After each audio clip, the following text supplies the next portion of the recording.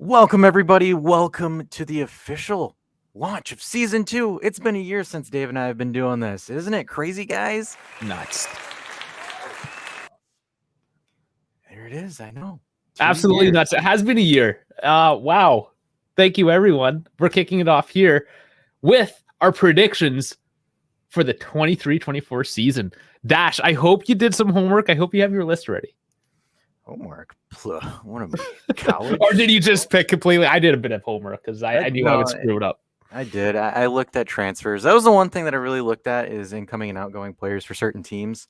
So this is going to be interesting. To be honest with you, I think it's going to be a really wide open Serie A this season. It has the potential. And, I mean, Roma just signed a couple big names. Yeah, officially Renato Sanchez and the one that we know and love and that Wings of Winter absolutely despises, Leandro Paredes, has officially signed for Roma as well for $2.5 million, by the way. 2.5. So that's going to be our caveat for this, is that because the transfer market isn't closed and it won't be for another few weeks, give us a little bit of slack. Like if you're listening to this in, say, I don't know, October, and you're calling us a bunch of dummies. I mean, let's keep. If there's a reason why I'm a dumbass, of course, let me know. But not because somebody got transferred and I didn't predict the future. If you know what I'm saying. It's like, for example, it's like Inter magically signing Messi from Inter Miami. It's just hey, we can't foresee that. I can foresee some things. I can't foresee everything. It is what it is. Absolutely. So, of course, we want to hear from you as well after we let everyone know what we think is going to happen this coming season. We want to hear what you guys are thinking. Of course, our next live, we will dive into this a little bit more. But please like, subscribe, join the conversation, and we will start this off with the top 7. Dash, who's winning it? Or do you want to go 7-1? Go 7-1. I want to go 7-1. Yeah. So 7th place for me, drumroll, is I'm gonna say Fiorentina. Okay. Fiorentina. Reason is they've improved their squad quite well. I know that they finished in 8th, and there was a gap between us and them between 7th and 8th. But I think depending if certain players actually end up performing, I think that they will actually stride a little bit and actually be part of the Italian 7, as we they like to call themselves as. But some notable signings is Parisi coming in from Empoli to them, and I don't know if we want to call them notable, but Artur moving from Juve to Fiorentina, and allegedly Bonucci possibly on his way to Florence. But there's a couple other players. Denied. It has been denied. Okay, cool. So Christensen as well, and Nzola coming in as well. So it looks like they're building depth and they're building around the Italiano ball. So I have them 7th. And sorry, I guess we should have explained this as well. We don't know each other's answers. Oh yeah, we don't. We're going off rip. Yeah, absolutely off rip as well. Do you want to go down the list, or do we go 1 for 1 here? You can. I think we go 1 for 1. Okay. Because unfortunately, I also picked Fiorentina for very similar reasons. I think they're just good enough to make it into that top 7. Like you said, they have been reinforcing. I don't think there's going to be anything spectacular from them. They're just making that next little step, a little bit of improvement. So number 7. Number 6 now, huh? Yeah. Alrighty. So this one's probably going to be unpopular. I'm going to be honest with you. This one's I reached a little bit with this one. Okay. I am going to say Lazio. Lazio finished 6th. The reason is that unpopular though because they finished so well last year? Yeah, I think so. I think people might have them in their top 4s. For me, I think the main issue is their loss of SMS, and then also Immobile's injury history as of recent. His physicality, like him being available, kind of hurts Lazio. And Sarri can only do so much. And if Sarri's kind of having issues with Lotito and certain placements or players that are coming in, it wouldn't surprise me if Sarri says bleep this and leaves at some point. But some notable players in Isk-sen coming in. He's a right winger. Daichi Kamada signed in as a free agent as well. He's a center midfielder. That should be exciting. I'm excited to watch him, actually. Yeah, and this one I thought was a little bit interesting as well is Valentin Castellanos, an MLS player, a striker from the MLS, New York City FC, going to Lazio. So never really see that many times an MLS player move over. Not typically, no. No, not at all. So, and then also as well is Matteo Cancelleri, I believe. He came in from Cancelleri, baby. It's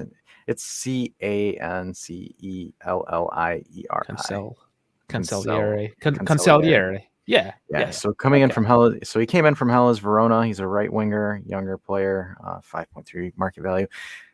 I still don't see maybe Kamada surprises the world and fills in the shoes that SMS left, but you're losing a very, very dominant midfielder. And also, I forgot to mention incoming as well. It hasn't been on the official sheet yet, but Rovella and Pellegrini.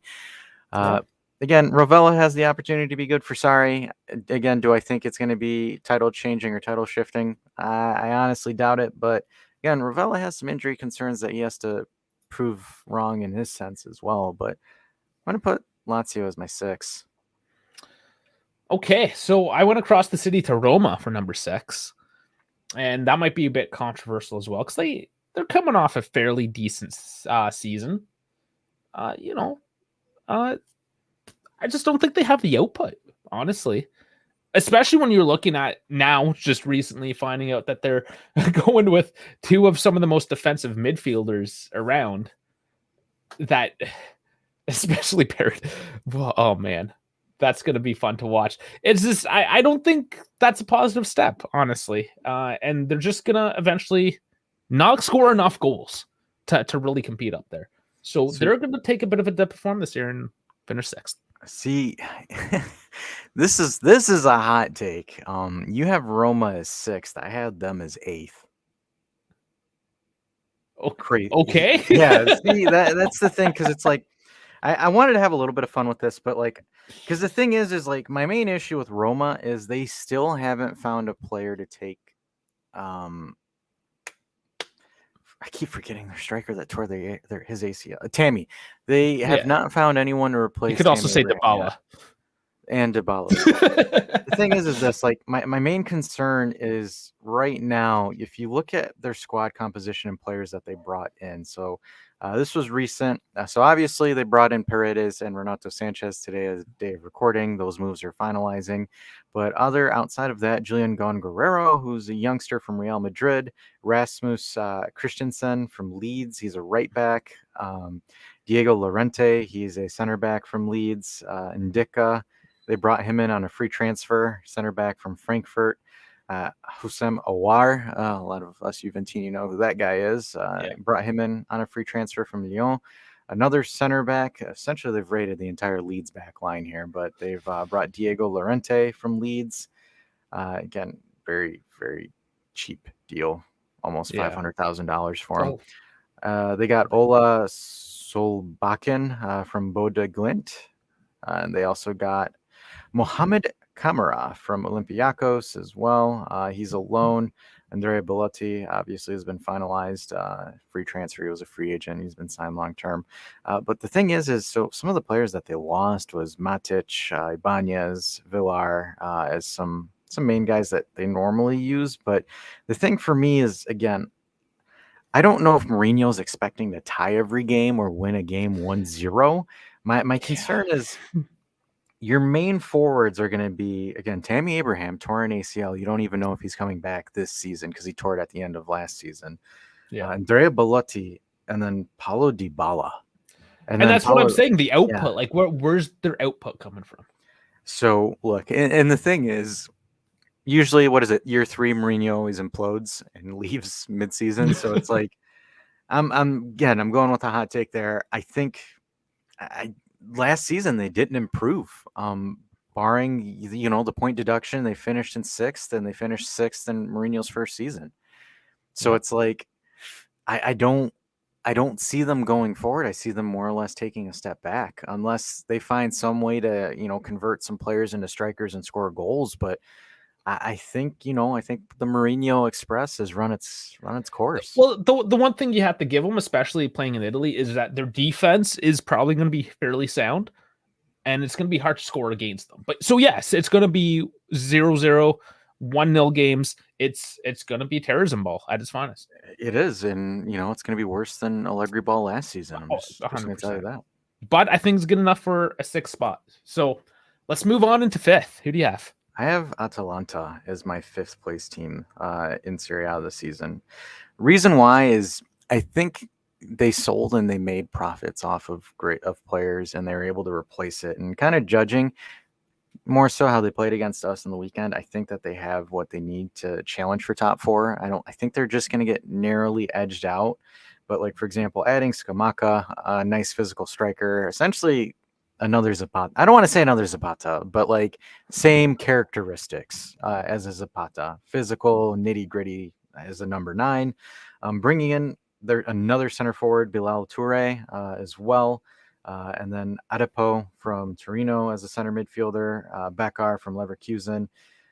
Some players that they brought in that's again makes perfect sense. Them flipping Holian for a ridiculous amount of money, good business on Atalanta's part. But again, there's a consistency with Gasperini. Again, obviously, we're wondering how they're going to defend more so, which is why I think they're going to be edged out of the top 4. But I think that they will still compete for the top 4. They've had a couple of seasons to retool and kind of rebuild post Papa Gomez and all those guys. I think that they're good for 5th. Okay. So I see where we've kind of switched things around here, and that you have Roma in 8th. That's where I would have put Atalanta. So I have Lazio coming in. So not too far off your prediction that the two Roman teams are going to be sitting pretty there together at the bottom of the top teams. But not to beat the dead horse, as he said, they've lost SMS, huge loss. They've brought in some reinforcements, but they haven't invested all that money back into the team. Essentially, they've cheaped out a little bit, and I don't think they have what it takes to continue that pace going forward. And they will take that drop back this year. And I mean, 5th ain't bad. I think Europa League, that's pretty reasonable for Lazio. It's any European competition's a joke for Lazio because depth. They don't have depth. And then there's the depth issue. Yes, of course. Yeah, I always call them the wasted European squad or spot squad. But hey, such is life.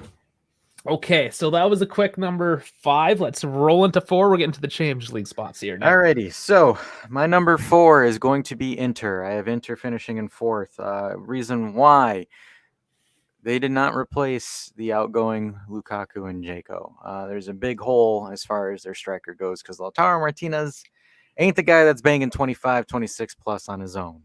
The other thing, too, is they lost both goalkeepers as well. They lost Onana and they lost Handanovic. So they replaced both of those goalkeepers with Jan Sommer and Oderno, which I don't think those two are upgrades. I think Jan Sommer is an excellent shot stopper, but not the craziest, right? Them rounding out their transfers is signing Juan Cuadrado, Mr. I can't beat anyone one-on-one to save my life. So them signing Juan Cuadrado, Rafael Gennaro, Jan Bisek, Davide Fratesi, which that signing doesn't make sense to me because they already have a very crowded midfield room. Francisco Acerbi's loan deal is finalized. It was made permanent. This one is going to be interesting to see as well. They got on a free transfer as Marcus Thuram. Yes, he is a striker that came over from Germany. Curious to see how he plays. I don't believe he's eclipsed 15 goals a season in his career yet. Bundesliga last season, 28 games, 13 goals, 6 assists. Almost kind of Lukaku-esque. They're hoping that he kind of fills that hole that Lukaku left.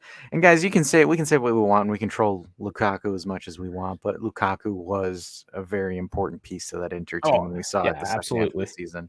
Yeah. So with that, I don't think that they have enough firepower to push for a title or to contend for a title.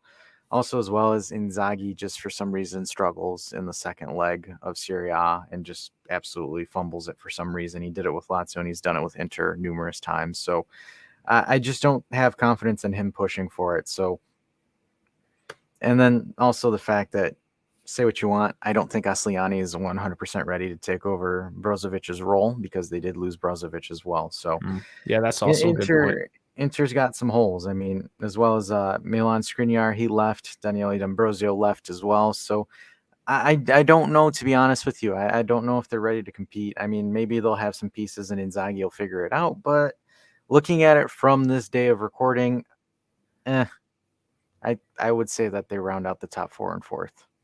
Okay. So I went across the city again to Milan, number 4. And it's not so much that they haven't put together a decent team this year. I mean, top 4 is still a decent team. I just have this feeling that the injury bug is going to kind of get them, right? We saw that De Ketelaere not completely healthy. Is he going to come back? He's supposed to be that big young star, right? Christian Pulisic, they brought him in. Is he going to be healthy throughout? Olivier Giroud, I mean, he's old. He's just old. I mean, how much does he have in the tank, right? So, yeah, they've lost Tonali. That's big. They brought in a couple guys as well. I just very, very much like steady ship. They're not going to make huge improvements. They're not going to really drop off. I mean, Stefano Pioli has done great things with the squad he has, but I think it's at the point where there's a bit of turnover now with that squad and may not have that same real cohesion, perhaps, to start pushing up higher up into the table. I mean, 4th is still great. I just feel like they're not going to have what it takes to beat their Inter crosstown rivals this year. That's interesting. That's interesting. So I think we'll move on to 3rd then. So yeah. For my 3rd place, I put Napoli as my 3rd place team. So thing is their biggest loss was Kim Min-jae. And I think that's going to be huge because him and Rahmani formed a very good pairing as a center back duo. The other thing too that so I mean I can go over their purchases, but Kalyeste coming in, he's a defensive midfielder from Reims. Nathan from Red Bull Bragantino, which is a new Red Bull squad that I didn't know existed, but he's a center back, cheap center back that they got for 10 million. They got another goalkeeper, Elia Caprilli from De Laurentiis's subsidiary club, Bari. For 3 million, plus Valenza, anyone? And then Golini from Atalanta moves to Napoli as well. Giovanni Simeone's move has been made permanent as a depth piece to Osimhen. Raspadori's move has been made permanent from Sassuolo. And then right now, I think that's it. But some of the players that they lost was Nombele. He was a loan. He's going back to Tottenham, obviously. But outside of Kim Min-jae, there isn't really too much that I mean, he's a big loss, and for their back line, yeah, absolutely. For their back line, yeah. And I mean, they did lose Patenga or Andrea Patenga, so oh my goodness, Scudetto dreams are gone. No, I'm just kidding, but I mean, he was all right for them, but they upgraded with Simeone. The thing is like, it's not more so my negative towards Napoli isn't more so their squad composition, but more so who's running the club. So Rudy Garcia is their new coach. I believe he was at some point, he was at Roma. Again, it was Roma at that time. But the thing is Rudy Garcia overall got canned by Ronaldo, by Al Nassr. Essentially, Ronaldo fired him. But, I mean, his more notable run, and Juventini will probably cringe at this, but his notable run was at Lyon when he knocked us out in the Champions League. But, again, it's COVID. You can put an asterisk as much as you want. But ran Roma from 2013 to 2016, went to Marseille from 2016 to 2019, and Lyon from 19 to 21, and then went to Saudi in 2022, and then came back with Napoli as well. So quite the distinguished coaching career. Again, in my opinion, all he has to do is run what Spalletti is running and don't change anything, and you'll qualify for top 4. But the thing is I think some growing pains as the coach will cause Napoli to drop points. And I think the biggest thing, and you can argue about it all you want, but like for example, towards the second half of the season, especially the Milan game, the 4-0 game that Milan won in the Diego Maradona, a lot of people started figuring out how Napoli was playing. And Milan had their number quite well, beat them 3 times off like a week and a half or 2 They weeks. also didn't need to care at that point either, though. They, Really. they didn't, but I think Milan laid the blueprint for them, how to stop Napoli. Because again, yes, people don't care. They didn't care about it, but I think a lot of people have kind of figured out how Crava and Osimhen are playing, and I think that again, I'm not saying they're out of top four contention, but I think the bigger teams kind of catch on and figure out how Napoli, play, and they're kind of stifling them more so. So I've got them rounding out in third place. Okay, and I have in third Inter. Again, you've already went over a lot of their squad, but that's the biggest issue. Their goal scoring again, same with Roma, not as bad as Roma, but similar situation as who are you relying on? You don't have big Lukaku out there anymore. It's their squad has worsened. Brozovic gone, right? Goalkeeper's gone. They're still a great team. They still okay, relax guys. I know I said that. On paper, they still have a very strong team, right? I think Inzaghi is coming into his own. And just another year behind the bench there is going to lock things in a little bit more. It's going to be enough to secure third place. I don't see why. Yeah, Inter's got what it takes. They have a well-rounded squad. Essentially, is what I'm saying. Despite some of those holes that have opened up, but that's going to be their Achilles heel, especially when it comes to Europe. I mean, coming off, yes, they lost to Man City. It was about as well as they could have hoped. They could have won that, to be honest with you. They could have. They could have. They could. Okay, we're They not just going to had, go down that they road. just had the best goalkeeper in the world in Lukaku. Yeah. Yes. Essentially is what went on there. So that being said, yeah, it's going to be a third place. They're not going to be a true title contention because Europe is going to drag them down a little bit. They don't have Conte to say, screw you, Europe. It's Inzaghi. They're going to fight for it. And it's just going to slow them down in the race. And I think Inzaghi's proven that he is a cup coach, not a league coach. Yeah. Almost like Yeah, Ancelotti maybe some in a truth to that sense. too. Alrighty, so Number two. my number two, and I don't mean poop. My number two, this is going to be funny. My number two is going to be AC Milan. Okay. So, reason why. Year 3 under Pioli ball, and Pioli, for some reason, I'm not saying it's pretty, it's not amazing, but Pioli somehow finds a way to make what he has work. I mean, like, for example, they rally. Obviously, they had a little bit of an assist by FIGC, but when they were getting slapped 5-0, 4-0 in late January, February ish, Pioli somehow found a way to rewrite the ship. I mean, he threw it by switching it into a back three, by playing a 3-4-3 to help essentially clean things out. I think Pioli is a good tinkerman. Again, he was able to adjust Milan numerous times. In theory, he kind of brought Milan back from the brink a couple years ago, but winning the Scudetto with, again, a makeshift Milan squad, with Zlatan essentially being your main guy as your main striker, as well as Giroud.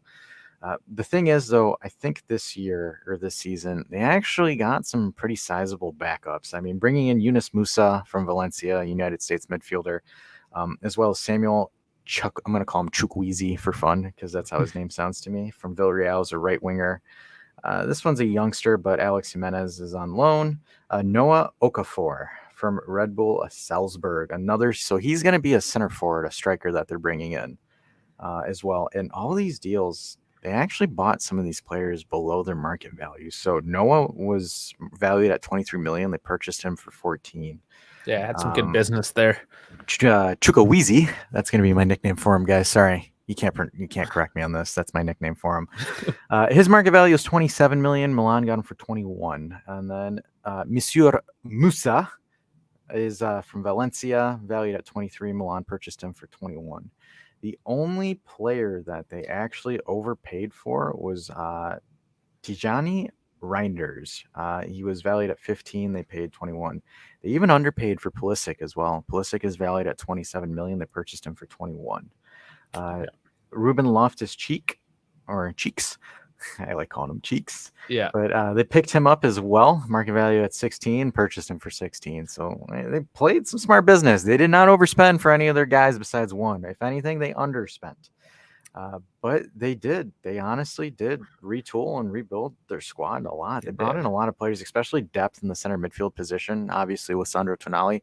But if you look at it, I believe for the money that they got for Sandro Tonali, they purchased roughly about 3-4 guys. If you're looking at direct replacements, they're able to. one. Go ahead, Dave. No, sorry. I was just agreeing that how they've been able to fill out a lot of their bench with one sale, essentially. So a lot of these players that they've signed suit more of a 4-3-3. The thing is I know Padre Pioli is what the Milanista call him. Likes to play an offensive style, loves to play a high tempo up game. I mean, obviously, when you're running Rafa Leao and Pulisic on the wings, you're going to get a high press up tempo game. Yeah. I think the one thing that you're going to have question marks is going to be whether or not Pulisic is going to be healthy, whether if Musa will be healthy, whether Cheeks or Loftus-Cheek will be healthy. That's going to be one of the main things, obviously, with Coppa Italia, the Champions League, and as well as Serie A going. There's going to be things like that, but I think because, again, a lot of these players are young as well, and then you have the experience of Giroud as well. That's going to be leading that front line, and you have Origi. Yeah, not the greatest, but Origi, and I just said his name, but for some reason I keep forgetting it. But Noah Okafor, having that as well, they're pretty deep, and they finally have a right winger in Chukwueze. So they're not running Junior Macias, so they have Pulisic and Chukwueze as their right wingers. So I think in theory, Milan's finally completed as a team in a sense. Do I think, I think they're more, as far as holes go, maybe there might be a hole or two at center back, but left back, right back, they're solid. Their midfield is solid. Their wingers, their strikers are solid. Milan's probably the well-built team, but they don't edge out. They just don't get over the hump on who I have as number one. But go ahead, Dave. What's your two? And just kind of what you were saying with the roster. That's why I think Pioli's going to have a bit of a harder time this year. Just all these new names, trying to make it click. I think next year more so we'll see Milan hitting out, but that's fine. That's where there are predictions. So I have in number 2 Napoli. Interesting. Yeah, they were just so dominant last year. I don't think they have what it takes to continue to win. Different coach, losing your biggest defender. I don't know if Nathan was really a replacement for Kim. It's a name. I don't know if that was the replacement. But they won just so dominantly last year that I don't see why they can't be like right up there.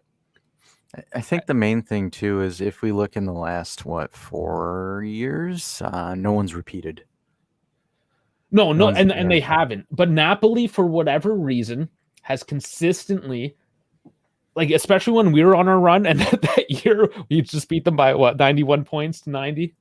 Just edged them out. They've consistently been battling for us, and they'll continue to battle. I just don't think they have what it takes. Yeah, Rudy Garcia. That's probably the biggest reason why they won't win again. They still have Osimhen. They still have Kvaratskhelia. If they were great last year, and yes, maybe they got figured out, but maybe they got better. Maybe Rudy Garcia comes out and just changes the storyline that nobody knows what Napoli's coming out with out of the gate. And Osimhen and Kvaratskhelia just come out swinging again. That's what I'm banking on. That's why I think they're still going to land in the second spot. I mean, I could be completely wrong. Rudy Garcia can completely throw this one in the dumpster and they come in 17th. I don't know. But I don't think he's as bad as people are trying to make him out to be. He got hired for a reason. I'm going to give him the benefit of the doubt. Second place, which leaves. I can't believe we actually agreed on this, and we actually agreed on this. This is funny. So I think our co-journing or our collaborative number one is going to be us. couple of reasons on that why I'm gonna say that why I think that there's a good chance of us winning. So one game a week gives Mhm. plenty of rest time, plenty of circulation time as well as prep time. That's gonna be one of the things too. And Allegri has this team, and this is going off of what I've seen, what we've seen in the preseason, playing a totally different style of a 3-5-2. A lot of inverted winger play, a lot of movement there. I think Cambiaso and Timiweya are huge additions to the team. And the thing is this is what's interesting about Juventus. We didn't have a big transfer market, but it's almost like we have four to five brand new players. So, like for example, Chiesa returning, almost like a brand new player in a sense. Dusan, if he's able to sort out his Pobleja and get back to actual peak physical condition, brand new player. Pogba, when he comes back, hopefully comes back healthy, brand new player. And then you're also adding Weah and Cambiaso coming in from loan. And as much as I want to say it, because I got a feeling, and Romeo Agresti kind of confirmed it, but Dean Huijsen possibly featuring more in the first team as well. Mhm. New guy. So the other thing too, we're gonna see more of Sam Illing, new guy. Hans as well, technically, if he ends up making the team by the end, another new guy. So it's interesting because Juve's retooled using the next gen, in a sense, and they're not. And the thing is what makes it interesting and why I think Juve can compete because they're able to cycle in players in and out through the next gen. They're actually pretty good players. Oh yeah. It's not like, a scrub or something random. Like, I mean, Hans played against Atalanta. He played against Real Madrid, did well. Dean Huijsen did the same exact. I think the only player that kind of left me with a little bit wanting for more is Kenan Yildiz, but he dominated with 2 goals and assist for the next gen game yesterday. Mhm. So he played well there. But look, man, average age for Juve's players is 26. 80% of the squad is 26 and younger, with maybe 6 or 7 guys above that. I Scott believe. even like it got younger last year. This year, it's just Yeah, even. especially you take Bonucci out as well because Bonucci's officially been canned, Yeah. so that reduces the average age as well. But the thing is I think that they have what they need to compete. Romeo even said it. Like Romeo has his thoughts on it. Watched Giuseppe's video on it as well. But he said, "Hell, if you traded Dusan for Lukaku, even Romeo thought that Juve can compete." So Dave and I aren't completely bonkers, and we think that there is an ability for Juve to compete. I think we're being I want to say we're being optimistic, real pessimistic, like analytical as well at the same time, but we think that they have what they need to compete. Year 3 under Allegri, it looks like he's kind of sorted out the offensive tempo. And, obviously the transfer market's not closed yet. So maybe Philip Kostic gets sold and they buy another fullback. We don't know. Obviously, there's a lot of more things that we're waiting on. But I think from judging off of what I've seen this preseason, I would not be surprised if they won this year. I think a lot of it comes down to the mentality. The squad probably not the toughest, the fastest, the highest goal scoring. We're probably not gonna win any of the records, but we're gonna do so well in all areas because of our mentality. Because you have the young guys fighting for positions. Because you have people like Locatelli, Chiesa who want to fight for the shirt. Gatti, I gotta say Gatti there, of course. Because we've gotten rid of the problem characters. The only one really left is Sandro. And is he a problem or is he just tired? Yeah, or is he just, on his last legs? But they get rid of Benucci. Screw you, Benucci. You're out. I don't care how long you've been here. I don't care if you're the captain. You're done. That mentality of you better earn your place is here. That mentality of I've been around, I've got time in, I'm sticking around. No, you're done. You're all done. It's time to fight. It's time to play. And because of that, and you see like Weah coming in and like fighting right away, that's why we're winning the title this year. Come at me, bro. Look, I mean, again, last season, the one thing I said that I saw, and people can argue and say there was no improvement. Dash, you're bonkers. Defensively, we got better. Defensively, the squad got more organized, and now the thing is we have a preseason and a formation that that we're gonna play and we're gonna utilize. Last season, we were kind of using the remnants of the 4-4-2 that we used in Allegri's first season, and then we kind of swapped and we're like, maybe we should do a 3-5-2, and we switched midseason to a totally different tactic, different formation, different lanes, different everything. Where it's now, Going into the preseason, we had 6 months of the 3-5-2 of consistent 3-5-2s where the players, you had some 3-4-3s on there, but the team understood it. And now, like, you look at it and you can tell they know where they need to be. They know what space they need to occupy. They know where to drag things out. My only thing is, and the only thing that I can have question marks on, is execution in front of the net. I think that's going to be the one thing. If Dusan claws his way back to becoming a lethal finisher again, our offense is great because him and Moise Keane having that 1-2 punch will be incredible. Again, I think Keane takes a step forward. I think hopefully Dusan recovers. I troll Dusan a lot, but at the end of the day, he's a Juventino. I need him to do well. We need him to do well. So there's a lot of things where it was being put together last season. It just wasn't there. And then if you look at it, maybe I'm going high off the preseason. That's fine. I'm looking at it as I see it. But if what we saw against Atalanta, what we saw against Real Madrid, as well as what we saw against Milan, because Milan, we went down to Milan twice and came back and tied it both instances, and then Pencilio, the GOAT, wins that game. But there's things there. There's different things that I haven't seen the past 2 years that I'm seeing this season. So this might be, the Allegri Renaissance, and all you folks can sit there and cry after Allegri does something incredible. I think he's going to do something well this season. And people are going to sit there and say, damn, we should have took him to the national team after Mancini got sacked. But, hey. It's a lot. There's a lot of spite, too. And that's part of that grinta, that mentality is I think so. They have something to prove. Yeah. I think Allegri does. Time. Yeah, they all do. Allegri, absolutely. Yeah. But Pogba does. Vlahovic does. Chiesa does. Locatelli probably even so. He didn't have a great season. I mean, they have something to prove, and they're proving it from what we've seen. Milan won the Scudetto 2 years ago because they had players take a step forward. Yes, exactly. So why is it not possible for us? And you can't use the coach. You can't say the coach. You can't say, Allegri's keeping these players from taking a step forward. I'm just going to call a bullshit on that one because it's Pioli back then. You know how many people respected and cared for Pioli? He wasn't even supposed to have the job. He wasn't even supposed to have the job, and he wasn't even supposed to get re-signed because he was an interim manager that he took over for, I think it was Gianpaolo or someone like that. But he said, "Screw you guys." Yeah, and it worked. The thing is if the team rallies around Allegri and actually believes in what he's trying to sell them, because from what I've seen in the preseason, all those reports and all those locker room leaks of the players hating him and not caring for him wasn't evident in the preseason. Those players are gone. Yeah, and those players are gone. Bonucci. It wasn't evident. I don't see players that are pissed off. I saw young guys that are trying to win a spot on the team. I saw some players that are trying to prove themselves. Chiesa. I mean, yeah, Dusan's little jersey thing was a little bit corny, but again, dude's trying to prove himself at the end of the day. Moise Keane as well. Caio George. I mean, hell, right now, Allegri, there's a news report where Caio George might actually stay with the team until January. Teams are looking, and maybe we're not selling.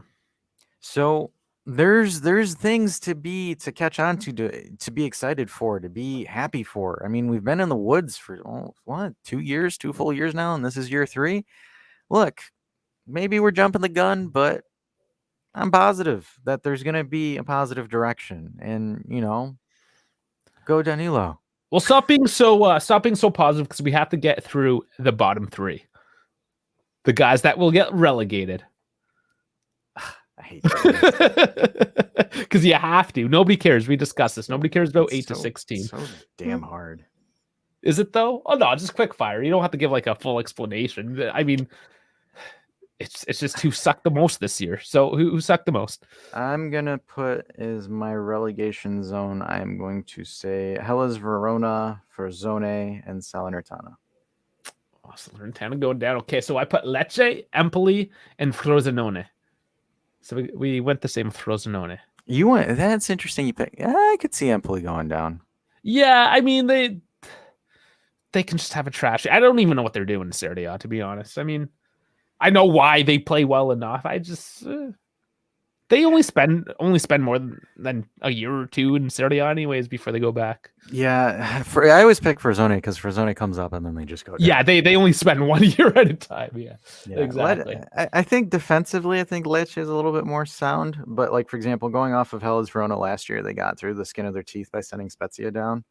So it's like that playoff game. I think it was a playoff game with Yeah, them. but that's the thing with these teams. It's kind of a toss up. So that's what we'll just throw the 3 teams. It's just like a blind pick, more or less. Yeah, I do think because Genoa was promoted, and I think Genoa is staying.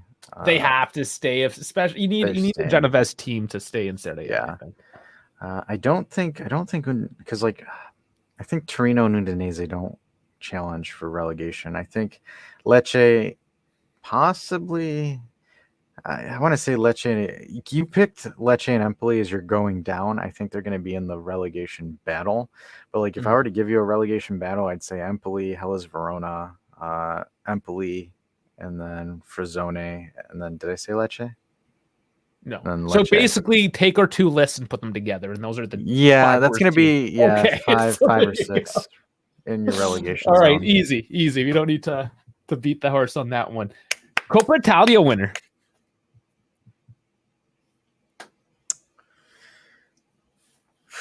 This one's tough.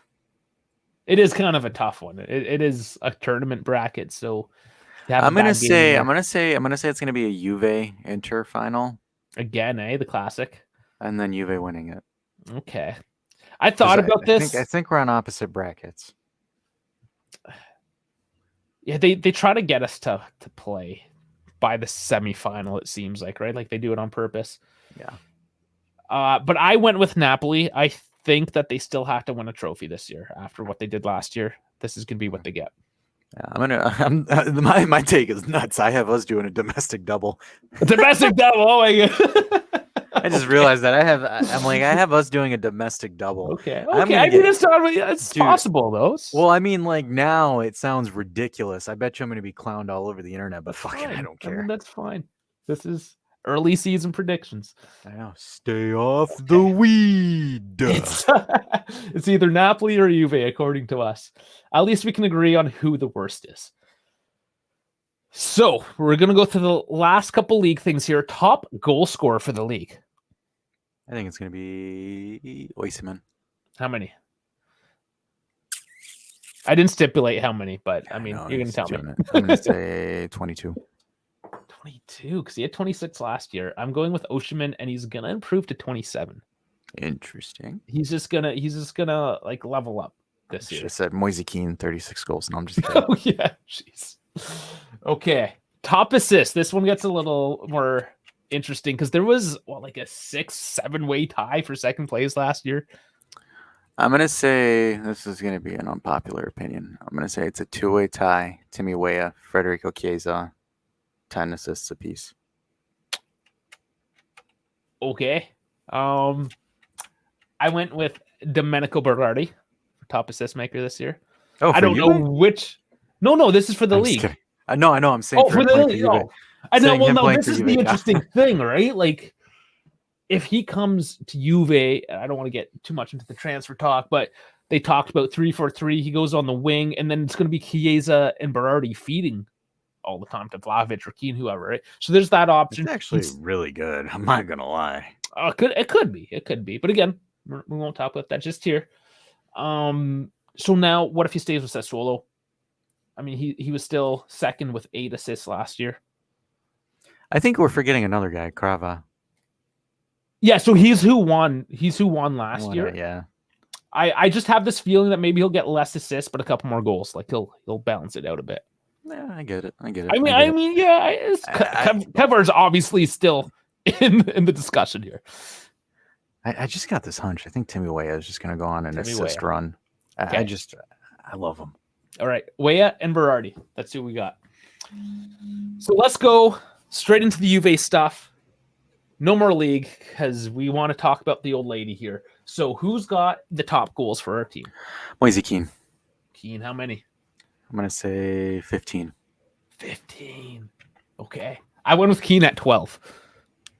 I have this feeling as well that, and we sort of did this last year, where the contributions are going to come from everywhere, and you're Yeah. not going to have that one prolific striker.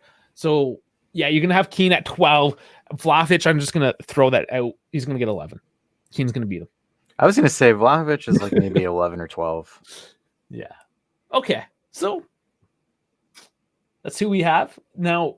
Assists. I guess he kind of said it. Chiesa way up. Yeah, I think Chiesa and Weah are gonna be our assist leaders. I also said Chiesa because he's definitely up there, but I think we also have to look at Rabiot.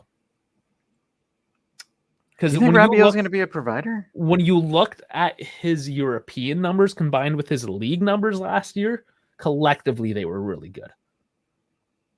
So yeah, I'm gonna just to say something outside of Chiesa, I'm putting Rabiot down for that one. That's interesting. We'll see. I just because Rabiot doesn't strike me as an assist provider. Well, he's quiet about it. That's the thing. He doesn't do these fancy like crosses, whatever. He just gets this trash ball into the box and finds somebody's feet. So I mean, he gets them. He gets assists. Trust me, he's going to be up there. We'll do this at Christmas time, December. You know, at the break. Most yellows. Locatelli. I think it's a pretty close tie with Locatelli and Danilo. I think Locatelli just goes in. He's got the motto of studs up. Studs up. Yeah, Locatelli, Danilo. When you look at the stats, I mean, those two players have a bit of a gap. Loca was fouling the under-23 team going in studs up. I'm like, they're kids. Yeah. I think just because Danilo is that last line of defense, he gets caught in the yellows a little more with those professional yellows. But in terms of just like aggressive yellows, it's definitely Locatelli. I was gonna say Locatelli is the kind of guy that punches a toddler because the toddler has the ball. Yeah, perhaps. So most minutes played. Danilo just absolutely destroyed everyone else last year. It would be silly not to say Danilo. I think he's got it. Yeah. I think, however, if Chiesa stays healthy, I think he could be up there. I do, but you also have to look at it because it's more that position is more energy consuming. You need more rotation. So yes. I picked Danilo is because it's just like, for example, regardless of, you know, what wave of center backs you're running, he's part of it. Like he's part of the first stringer. He is also part of the second stringer. Yeah, he's always there. So he's always there. You're right. I'm not saying Chiesa is going to outdo Danilo this year, barring injuries. I think as far as forwards go, I think Chiesa is going to have the most minutes, but I doubt he, because it's funny because you look at a forwards minute compared to like a center back, like it's night and day. Like, and that's kind of what I'm saying. Like I think Chiesa, if he's healthy, his minutes for being a forward are going to be like, damn, that's not bad. Just like an honorable mention in there. Okay, our final two. Our biggest surprise for the season.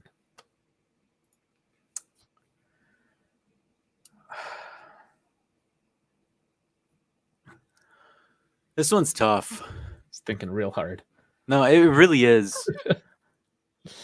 There's a lot of good names, but if you had to throw one down. I'm not gonna count Pogba or Chiesa or Dusan as the biggest surprise because they're great players. Your expectation is for them to like be great. Yeah. Like the only way that, like, for example, let's use Dusan. The only way Dusan is like the biggest surprise is if he somehow gets like 36 goals in Serie A. Like that would be like holy smokes. Yeah, of course. And then like with Chiesa, if he's able to get like 12 goals, 12 assists, and then Pogba like doing Pogba things. So I'm more so looking at it from like another player that you're not expecting to go off, but he's going to go off. And I'm going to say Cambiaso is going to be the biggest surprise. I think as far as his versatility, his flexibility.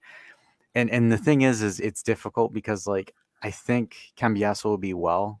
I also think that Weah is going to change the game of how many goals a fullback can score. Because like Weah, to me, as far as a fullback goes, I think that Allegri's going to have to coach him up on his defensive game a little bit. But I think Weah is probably one of the most complete fullbacks we've had ever. American bias. Sure. So he is exciting to watch. I think Cambiaso and Weah are going to be those. I don't like, again, for me, if Dean Huijsen somehow makes the squad by October, then yeah, that's the surprise. But Going off of what we have right now, I think Cambiaso and Weah. I know people are going to say, what about Hans or what about Moretti? Moretti, actually, you know what? I'm going to throw Moretti as my third candidate for it. I didn't ask for 3. Jesus, I come on. can't pick one, man. That's the Juve problem right now. We have so many damn good youngsters that we don't even know which one we want as our surprise. Well, you basically said half the team at this point. So, so is it Cambiasso or Weah? Pick one of them. I'm gonna go Moretti. He Moretti stays the team. now. He stays on the team. Gets his first goal. All right. First goal. My biggest surprise, whose name you already mentioned, just because you named them all, is Hoisin. I think he does break into the team, and I think because of that, and he won't be a starter, but when he plays, he's gonna play. He's gonna play well. He's gonna be almost like Rugani in the sense that when he shows up, he's gonna show up. Won't be often, but for a kid, what's 18, 19? What's he at? 18, almost the same age as we got Gillette. Just at 18. That's right. I mean, if he breaks into this team at 18 and gets minutes, I think that alone, biggest surprise. But we have to end this on a low point. What's our biggest disappointment this year? I'm going to say Kostic. Okay. I'm going to throw Kostic. He's figured out. I would want to say it's the one-dimensional play that he has. I mean, like, for example, I know there's some folks on the call-in show. We kind of talked about this, but, like, I know that there's rumors of him potentially being sold for, like, 15 million, which is fine. I mean, essentially, we bought him for 12. But the thing is like, yes, he was our main threat down the left-hand side, but he can't play with Chiesa. That was one of the things that I mentioned last season, where I had an issue where I was like, Chiesa and Kostic can't play on the same side of the field because they just get in each other's shoes or stand on each other's toes. Mm-hmm. So for me, I think Cambiasso is a better fit for Chiesa than Kostic is. And the thing is also Kostic is northwards of 30. And the thing is like, I still have yet to see him regain the form that he had with us when he was dishing out assists and shots. And the issue is Kostic can't be an inverted winger, fullback per se, and he can only play on the left, and he can do crosses and has physicality and pace, but like, you know, you started seeing evident. I think he's going to be probably the biggest disappointment. I think his game takes a step back this season. I think he's getting sold. Yeah, you think he's getting sold? I think if he stays, he takes a step back. Yeah. Cambiasso's already beat him for the starting role on the left wing back position, so it's like, technically, that to me is a disappointment, and the season hasn't started, and you've already lost your starting job. No, well, that might have been the smartest thing you've said all day. Then, wow. Well, no, it's good. It's good insight, right? It's Dash the Oracle at play, right? So, I think I'm going to get a bit of hate for who I'm going to put up for this one. But I'm saying Locatelli.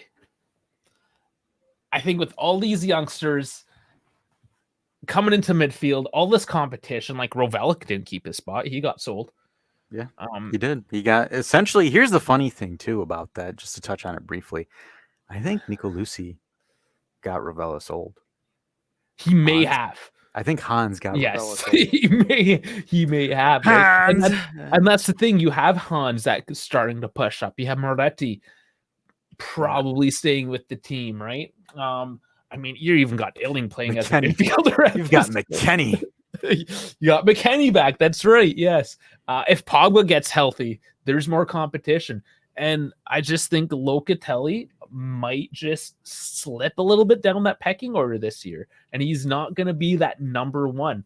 And I guess similar to what you're saying with Kostic, how he's sort of losing his starting role. Well, and yeah, Fajoli coming back too from his collarbone injury. Again, see the names. You just keep on throwing out these names, and you're like, yeah, maybe Locatelli, he loses his spot.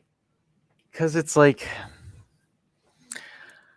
you look at it fully healthy, right? Pogba, Rabiot, and I'm going to throw Fajoli, but people throw Locatelli in there. Because the thing is like, everyone's kind of like, well, Allegri needs a regista. Yeah, maybe, but I think he just needs a guy that's a deep liar that can pass the ball well. So it's like, Loca to me, his passing just hasn't improved. Yeah. Like his passing for me, defensively, great work rate, great cover.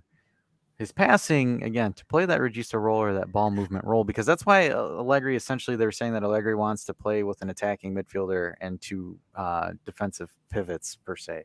So it's like, I don't know. I think this is going to be a make it or break it season for Loca. I think this is going to be a really crucial season for Loca to take a step in the right direction, because it's like Fajoli did it in 6 months. Moretti's and I really think Moretti's going to take a really strong step forward. He got stronger. He got stronger, a lot more confident. He's moving the ball. I really do think Moretti is probably, if everything goes by the trajectory that it is going right now, Moretti will probably have a starting position in this midfield at some point. Yep.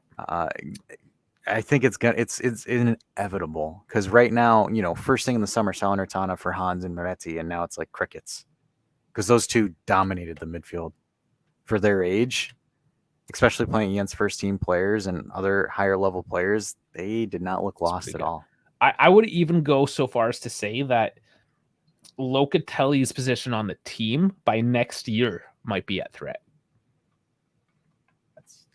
I don't think that's a crazy take. Well, because we wanted young Italians on our team, right?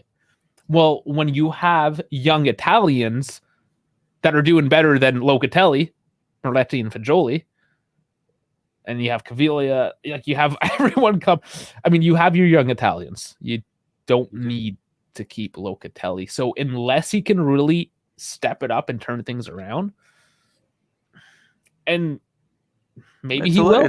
Hopefully, Dave, it's Allegri's fault. It must be. It's always Allegri's fault.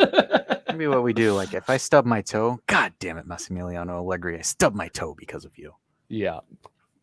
All right. Well, that was our list. I know the podcast boys, they're going to be doing their own version of the list recording Friday, barring any technical difficulties this time around. It's fine. Our list is cooler. Ours is more in depth.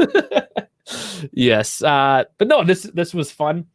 So thank you everyone for listening. We have a couple of housekeeping points. First thing, and I said I would do this officially, but our boy Frankie, one of our regulars, he has agreed to be our EAFC Pro Teams captain going forward. So congratulations, Frankie. Thank you for helping us out with that, more sort of what it is. Yeah, part of his contract deal when we signed him was that we need to be, instead of Turin Giants, we are being renamed as Gatino FC. Yeah, Gatino FC. Our Gatino simping fanboy extraordinaire.